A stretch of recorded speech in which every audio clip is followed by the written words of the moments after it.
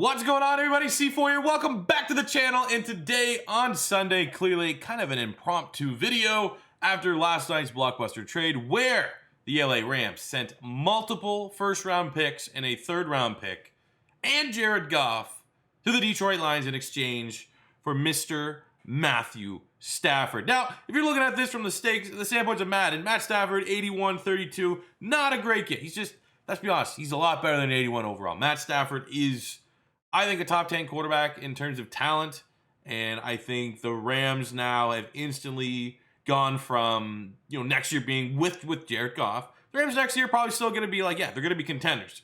Now they've definitely bumped themselves up. They probably, if you think of the landscape of the NFC over the last 2 years, I think you can pretty much shift the Rams and the Saints. Now that the Saints are going to have some issues to do with quarterback, still a solid team. But I think when you're looking at that upper echelon in the NFC, the Rams, you're going to have Tampa next year. You have the Rams. Obviously, the Eagles, clearly, right, with Sirianni. He wants smart people, smart football players, make it simple and comp. Fuck, that interview sucked. Either way, Matt Stafford to the Rams is a good thing. And what we're going to do today is we're going to rebuild the LA Rams around Matt Stafford. Now, it's not going to be so much rebuild because we have, no draft picks. It's going to be very difficult to draft.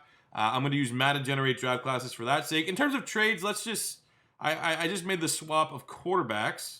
Future first-round picks, so we'd say 2022, and I'll give them my if we remember, I'll give them my 2023, and we gave them the third-round pick, I believe, this year. And we'll just take the lowest pick we can get from the Detroit Lions to make this go through. We'll say, future 7th, somewhere in that range. There you go. And hopefully I remember to trade the 2023 first-round pick. So let's get into it. The rebuild of the Rams with Mr. Matthew Stafford under center. In the end of year one, 11-5 for the LA Rams. Not too shabby. First place in the NFC West, so you're getting immediate returns in the Matt Stafford trade. How well did Matt Stafford perform in Sean McVay's offense? Pretty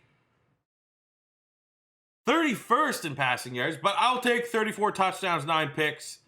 That is like a career year for Jared Goff, pretty much.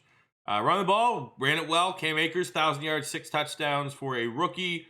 No dominant receiver, but the core is very good. Reynolds, Woods, Kupp, and Higbee. And on the defensive side, 91 tackles, 4 picks from Darius Williams. UAB Blazers, let's go. 16 sacks, 14 TFLs for Aaron Donald. 4 picks for John Johnson as well. So the defense was outstanding, and the offense just had that little bit of spark that it didn't have this year in real life. MVP went to 10. Ugh. Okay. Cam Akers got Offensive Rookie of the Year, which is Aaron Donald got D-Lineman of the Year, which is automatic. But Akers, nice. Got a little bit of a run game, too. So we kick things off here in the wild card against Drew Brees, probably Drew Brees' final year in the 10-6 New Orleans Saints. Oh, my God. We pooped on the Saints. 35-7. 2 touchdowns, no picks. Matt Stafford sends Drew Brees to the retirement home. And as the 2 seed, unfortunately, losing to the 49ers 34-28. It's not really what you want to have happen, but it wasn't Matt Stafford's fault. He outdueled Jimmy G 4 touchdowns to 3, and it was just the rest of the team that fell a little bit short here in 2020. But the thing about the Matt Stafford trade is that for the Detroit Lions, you got at least, 1 year ahead of Goff, maybe. But if you're the Rams, you got 3 prime for sure years of Matt Stafford. So I think we still got 2 more to go of being legitimate Super Bowl contenders. So let's get into year 2 of this rebuild. We had no money to spend on free agents. We had I think just under $10 million. You're not signing anyone with that. And I'm going to know how bad the Rams salary cap management is. So let's just give us a little breathing room for the rest of this rebuild. The draft, we only have 3 picks. I didn't even have, I had 2 guys scouted. We got Klein at outside linebacker, 65 normal. This guy here just had a high bench press and was a scheme fit. Really, really bad. But we hit on our first and only good pick, premier pick, day 2 selection, Luke Wiggins. Middle linebacker to Michigan, 74 with a hidden depth trade. He was a top 20 player. Scheme fit already, plug and play, day 1 starter at middle linebacker. I'll take that. Year 2 for the LA Rams with Matt Stafford. Unfortunately, hit a little bit of regression in Matt Stafford as he's now below an 80. But the rest of the team is developing nicely, and I still think we're a pretty solid squad. If you could just ignore the left tackle and center positions, as we did not have adequate replacement for Andrew Whitworth when he retired, and we just didn't have an answer for center. There's only so much you can do with $10 million salary cap for free agency and 3 picks, not including a first rounder. Maybe there's some trades we could float out there. There are some depth players that could be interesting trade pieces. I got a little creative at linebacker. I kicked Taylor Rappin from free safety to middle linebacker. He's the best tackling safety they had on their team. And that gives us flex room to get Burgess on the field, as well as John Johnson, who has a brand new contract. Jordan Fuller's an interesting piece too. Young player, 75 normal dev. Maybe we could see if there's a trade package that we could flip him for a tackle or a center. But I highly doubt that we'll find one. If I do, I'll let you know. Other than that, man, let's just jump right into year 2. Midway point, year 2, we're 2-5.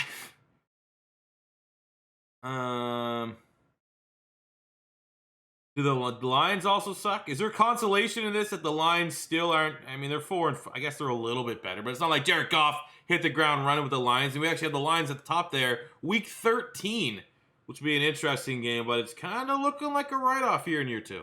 For free agency, going to prioritize here Sebastian Joseph Day, 86, star dev, hell of a defensive tackle.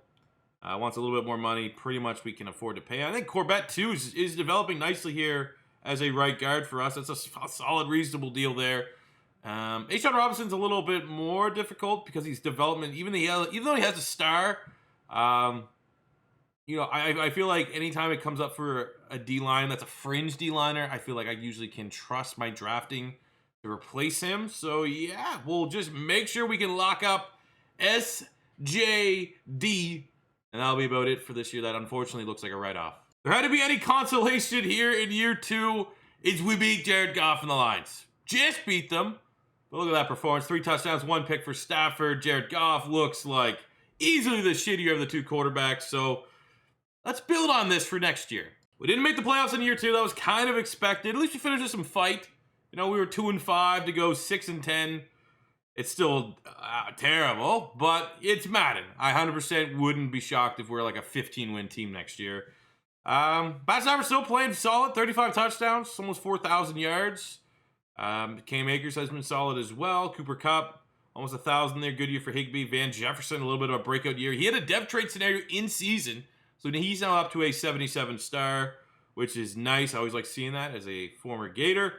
Burgess led the team, 110 tackles, 105, 11 TFLs, 2.5 sacks, 2 picks from our premier pick, Luke Wiggins. Second rounder out of Michigan, who's up to a 78 with that start. It would have been nice if that was superstar, but beggars can't be choosers. Aaron Donald, 17 TFLs, 13.5 sacks. Not getting any help, though. Like, Ebukam, we signed him. He got, like 30 mil. It's like, you need to be more productive than that. For sure. Rest of the secondary. Man, has Jalen Ramsey even had more than 1 pick in a year yet? Come on, man. Need you to get some turnovers. I know you're a lockdown guy, but also give me some turnovers. MVP went to Aaron Rodgers. Quickly for the NFC, there we go. Luke Wiggins, Defensive Rookie of the Year. Aaron Donald, best D lineman, which is pretty much automatic at this point.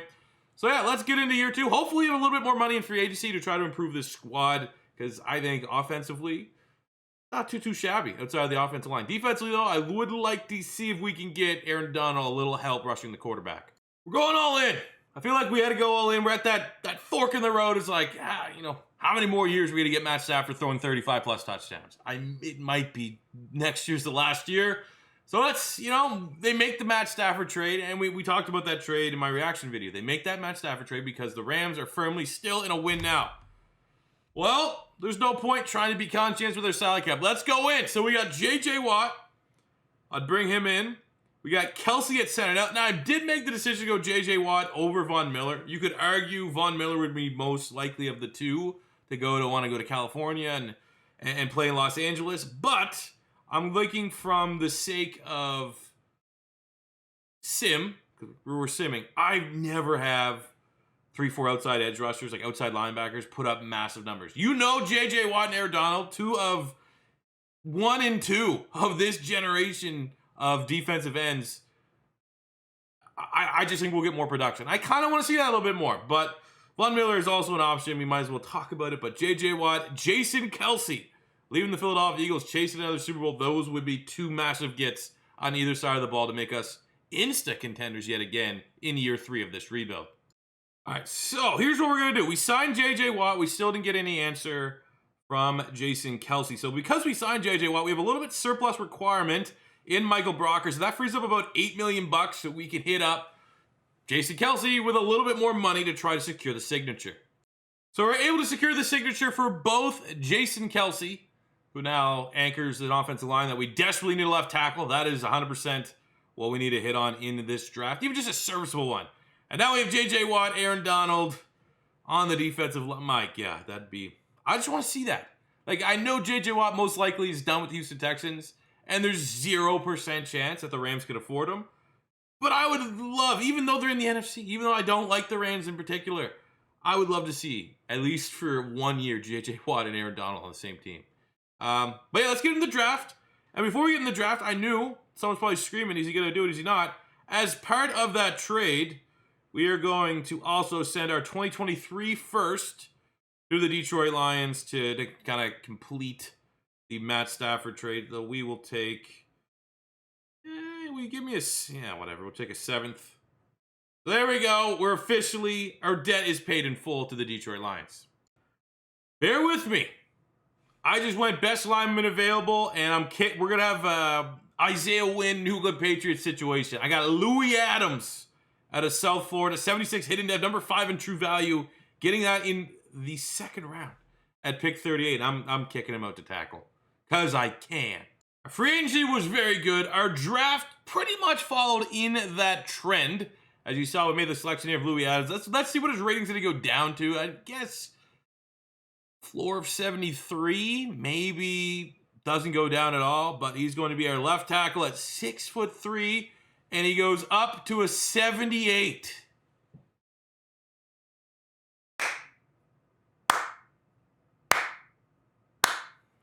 I'm the best drafter that quite simply exists. I got a 73 normal dev corner here, Earl Overing, dope name. Hopefully he doesn't eat horse meat like the MMA fighter. We got Ellerby, a 70 overall D tackle. I got a 69 outside linebacker. I grabbed a backup quarterback. This guy here was projected to go in the 2nd round, and I thought, there's no way he's going to be that bad, and he was very bad. But look at this. Fullbacks usually how, if I don't have a fullback in my roster, even if it's not part of the scheme, it's how you can kind of pad your draft ratings, because usually go with the best combine fullback, and they're good. This guy was exceptional. 69 hidden dev. Chance here, I mean, is catching. You make him like a 60, probably not. You know, there might be something there. Year 3 LA Rams, this is as good as it gets. Why is my tackle not playing? There we go. Adams at left tackle. We have Jason Kelce at center. That is as strong of an offensive line as I think they've had since we've been here. The wide receivers look good. The running back is good. Stafford is at an all-time low, but I think we've done enough defensively to really put this team over the edge. J.J. Watt, Aaron Donald, Jalen Ramsey, all in the same defense. Ebukam, even though he's been underrated and underperforming, I guess, for us, goes up depth rate because outside linebacker cheese in Madden. We have 2 really good middle linebackers. Our safeties are on point this year. 1 year, all or nothing. I think we're winning the Super Bowl. My prediction. 4-4. It's not quite the 15 wins I projected at the end of last year, but let's figure this out. First up, Taylor Rapp. Absolutely going to keep you as a middle linebacker. Really, no one else has to be insta-resigned here. Matt Stafford, let's wait and see. I want to see what happens at the end of this year. If we can go on and make the playoffs. Yeah, if not, very quick rebuild. The first rebuild ever to end just because I didn't really want to re-sign the player. Kelce there, haven't signed. Again, all those guys, I think we have the money to re-sign, but I want to see, are we going to get in the playoffs? Or is this going to be just a waste of money because we have to go and look towards another rebuilder at the end of the video because Stafford sucks and couldn't get the job done? We finished strong. 11-5, very easy schedule. Like I don't want to talk about what the Eagles' record was, but I think it was like 1-9. We played it. It was bad. And the Saints, they were like a 4-win team week 17. So able to pull it together and emerge as the number 2 seed. Of course, Dallas is number 1. But pretty good. Strong finish. Interested to see what the stats look like, especially for Matt Stafford. Pretty much the norm. 4,100 yards, 34 touchdowns, 7 picks, which is still an excellent pace that he's setting. Wasn't like Jared Goff was hitting those consistently. Over 1,000 yards for Cam Akers. No 1,000-yard receiver yet, but again, it's a unit. It's a receiving core, and it's very, very valuable. Over 100 tackles for Taylor Rapp. We got 12.5 sacks for Aaron Donald, 24 TFLs from J.J. Watt, 8.5 sacks. I actually thought we'd get more, to be honest with you, but it was dominant. Interceptions. Jalen Ramsey leading the team. Yearly awards MVP went to Josh Allen. Matt Stafford coming in number 9. So that's pretty cool to have him playing at apparently his best level at the right time. Let's just get through the wild card. 8-8 Packers. This gotta be a win, right? Probably not. It's Madden. Oh! It's an ugly win. But a win nonetheless. 17-13. Matt Stafford, not great. Aaron Rodgers, not great either. And we'll take it. Matt Stafford on the day just happened to suck a little less than Aaron Rodgers did. And we are moving on to the divisional round. Let's Papa Bear this one. Let's sit in and watch the sim. And hopefully we have a scenario where we want to come in and slang that rock with Matt Stafford. All right, opening drive, Seattle got a touchdown. We're able to equalize, tied up at 7 apiece. I just expect our defense to just not give up anything. We have J.J. Watt and Aaron Donald on the D-line, Jalen Ramsey, and really good young safeties in the secondary. And it's not looking the best, but we're able to get a touchdown here to go down 6 in the second half. And here's a perfect time to come in. 3rd and 6 on the 48. Let's do this. Let's run a little bit of this. We got Bob Woods, Kupp, Jefferson, Akers out the backfield. We are going to throw it inside to Bob Woods, who makes the catch, moves the chains, drive continues. Matt Stafford not having a baller game. The Seattle Seahawks have been pretty solid there, but we're able to go down and get the touchdown and the 2-point conversion to take the lead. 3rd down and 4. Oh, this is perfect time. I have no idea if this has worked with this team, but it's a perfect time to run the C4 special, which is a toss play. Oh my God, they have this read well. Toss play to the left. Let's audible out of it. Oh, we got smoked. That actually wasn't a bad decision if Matt Stafford could have actually got that one off unimpeded. We kick the field goal, and the Seahawks just turn it right over. We punish them, get the touchdown, up 11. I don't even think. No. No. J.J. Watt, Aaron Donald. J.J. Watt and Aaron fucking Donald, man! That's shit I get.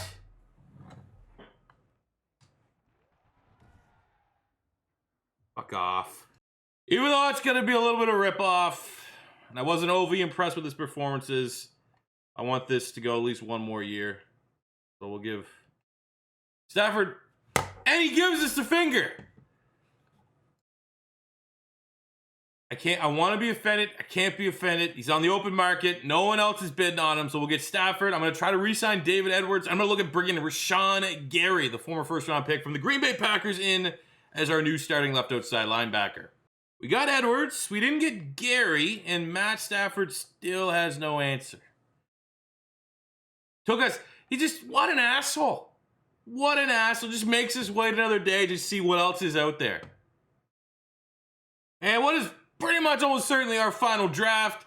I was okay. You can see at the end there, pretty much just trying to draft a kicker until we found one that was, the one we wanted. Got a 72 D tackle in the 5th round, which is actually our best pick. Hidden Dev, Nick Wilson out of Washington, as well is also a scheme fit, more of a nose tackle role. So that's actually a pretty good fit. We got Cantrell, who's a 68. Jason Kelsey retired.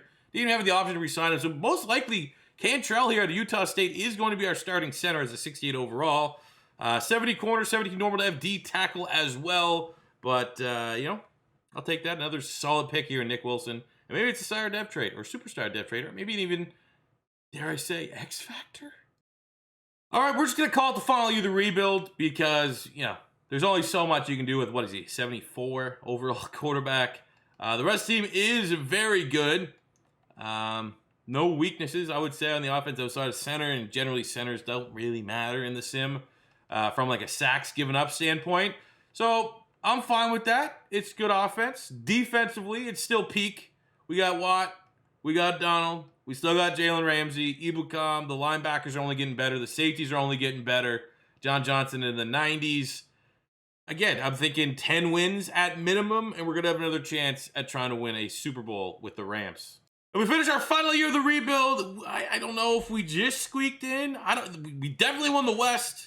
10-6, outright winners, no ties, nothing crazy like that. In terms of seeding in the NFC, we are the 4th. That's, again, it's not bad. We're 4th because we won the division, but I think we're also very much like a top 4 team, a legitimate contender. Statistically speaking, what did 74 overall Matt Stafford still put up a decent year? 3,800 yards, 33 touchdowns, 14 picks, 1,200 yards, 15 touchdowns for K-Makers. He's actually been very, very good. I've been very impressed with him, considering how our offensive line isn't elite. Almost 1,000 yards for Cooper Kupp, 11 touchdowns, Van Jefferson leading the team. Defensively, over 100 tackles for Wiggins. Just imagine someone told you, hey, you see C4's new video, Aaron Donald, J.J. Watt in the same team? Oh yeah, don't worry, they just got 11 sacks combined. Unbelievable. Oh, this is our playoff run. We got the 9-7 Falcons here in the wild card. Can we handle business and move on? On to the next week, and we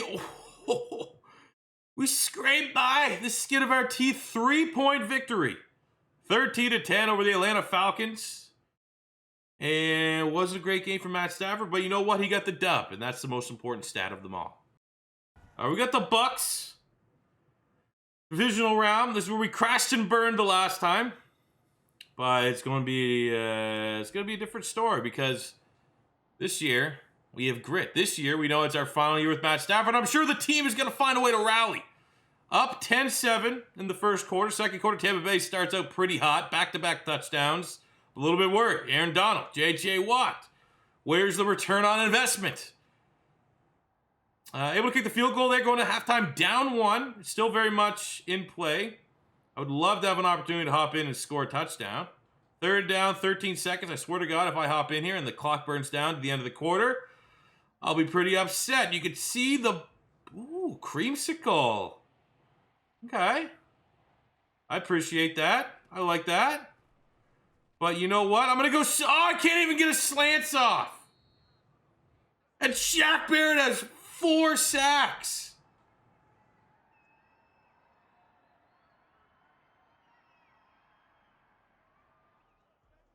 This is just disappointing. No ifs, ands, or buts about it. It's just ultimately a disappointing performance. You throw it up, and Cooper Kupp actually makes a disgusting grab for the 32-yard touchdown. Can you get a replay of that, please? That was unreal. It's like one of the better tutties of the year, low-key. Oh!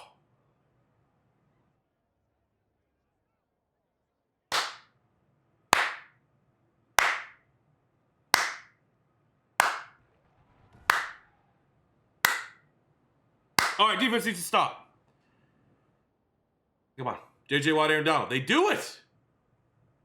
Now we got to come in on 4th down. 4 verts. Verts till it hurts. Fucking and chucking offense? Yes, sir. Sign me up. This is what I came here for. Boom! Bob Woods! Bob Woods, man! Go and ask anybody you know about Bob Woods. The streets know about Bob Woods. How can I call? Oh, Cooper Kupp. We got this. Actually, that's a minute longer than we probably should have left. But they don't have Tom Brady anymore. Hot.